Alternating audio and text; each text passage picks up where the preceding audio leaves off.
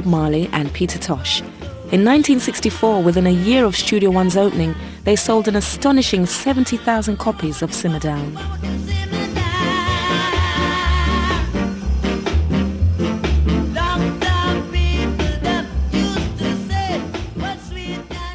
Trenchtown. It was vibrant with a lot of activities.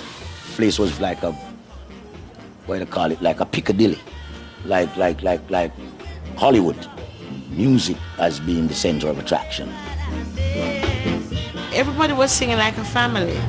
So if the Soulettes have a recording, you'd have Bob, Peter Bunny, Delroy, you know, guys from the Paragons, everybody would come to give background support.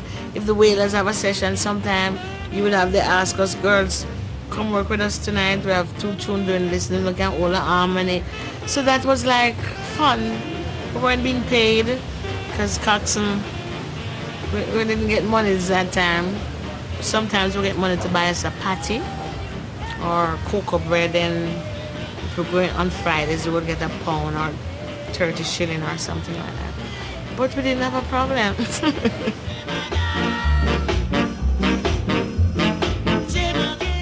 It was a very productive period in Jamaica's musical history. Hit after hit, you know, every month there would be a new hit for different singers. And it was as if all the singers and the talent in popular music had been kept locked up in a cupboard. But from the first hit was made, it is as if the cupboard doors opened and all this talent just poured out.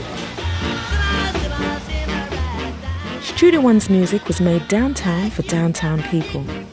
The musicianship necessary wasn't that easy to achieve if you were poor in Kingston, but luckily there was also a downtown academy. If Studio One was Motown, the Alpha Boys School was the Juilliard School of Music.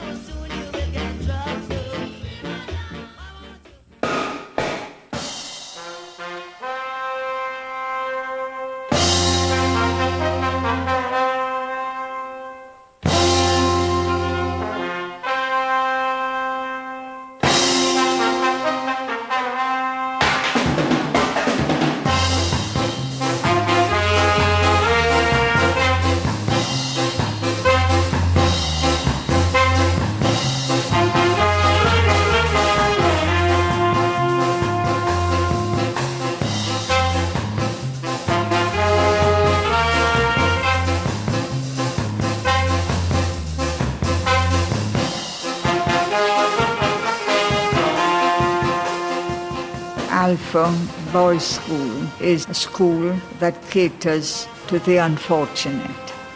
It teaches them trades that they can earn a living after they leave here, and some go abroad. I think you met Rico Rodriguez, he's a trombonist.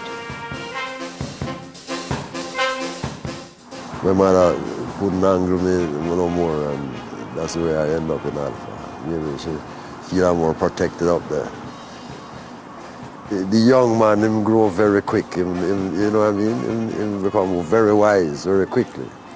You understand? Yeah. Cause life, tough life, you know. Life hard. Okay. And out of poverty bringeth wisdom, you understand?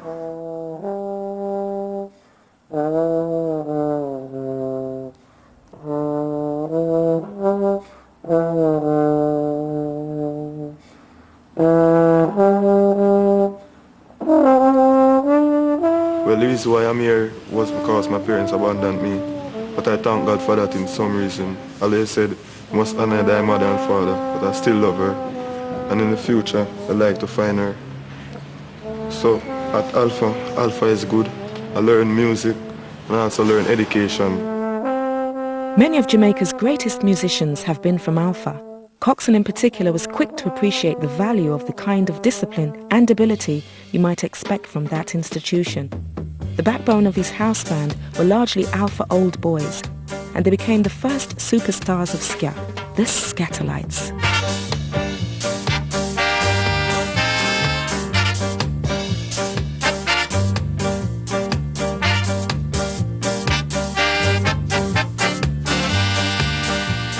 Oh yes, the Scatolites.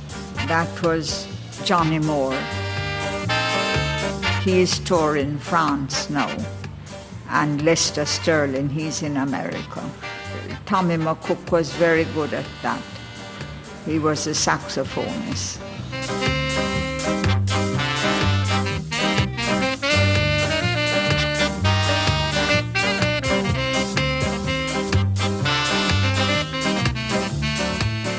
You had Don Drummond. He was very quiet. He loved his instrument. And when he was still in school, he was about the best trombonist in Jamaica.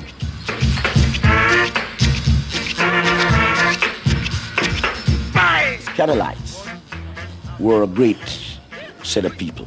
At the time, they were the masters. They were learned musicians. They were not just people who played music by the breath. They were doing it by the paper. And we, the Wailers, were really enthused to have been working with the Scatolites.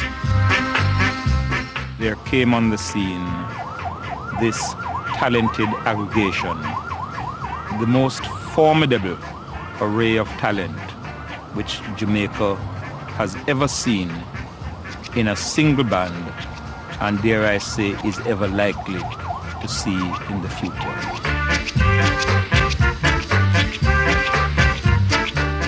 They were it. Anywhere they played. For dances, the place would be Ram Jam. We play at a place one night and say the place loaded with people and a woman come and dance the ska. And I'm watching that woman dance and we see she kick back. And when we finish playing go out, I hear the woman die. They take her out, she scans it till she dropped down and dead. Serious thing, man. What's the ska killer? Yeah, man. Yeah, man. The Scatolite carry a heartbeat. Yeah. Yeah, man. 2 years after independence, with the Scatolites at their peak, was the golden age of Jamaican ska. But the foundations of the band were shaky. They became frustrated with the insularity of the Jamaican music scene, and more significantly, Don Drummond, the band's greatest genius, was slowly losing his mind. Drummond's virtuoso trombone playing lay at the heart of the Scatolites' greatest moments.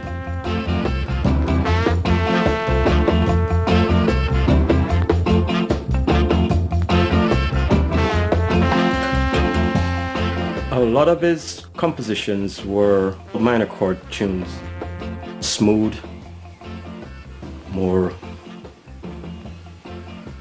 melodic kind of flow, while Rico would be more brassy and more like orchestrated, like, you know, to the beat. Don slides with it. Drummond took ska to new heights of virtuosity. He had a unique style with a disturbing emotional undertow that reeked of Africa and mirrored the demons in his head. He got in friendship with this lady, and he didn't like her dancing, and so that brought a sort of a bone of contention between them. Jealousy and the lack of material and career advancement built up disastrously in the mind of the introspective Drummond. And on New Year's Eve 1964, he killed his girlfriend Margarita. I used to say to myself, I wonder if he's really guilty of doing that act. But they found him guilty, and then they placed him in the madhouse, Bellevue that is.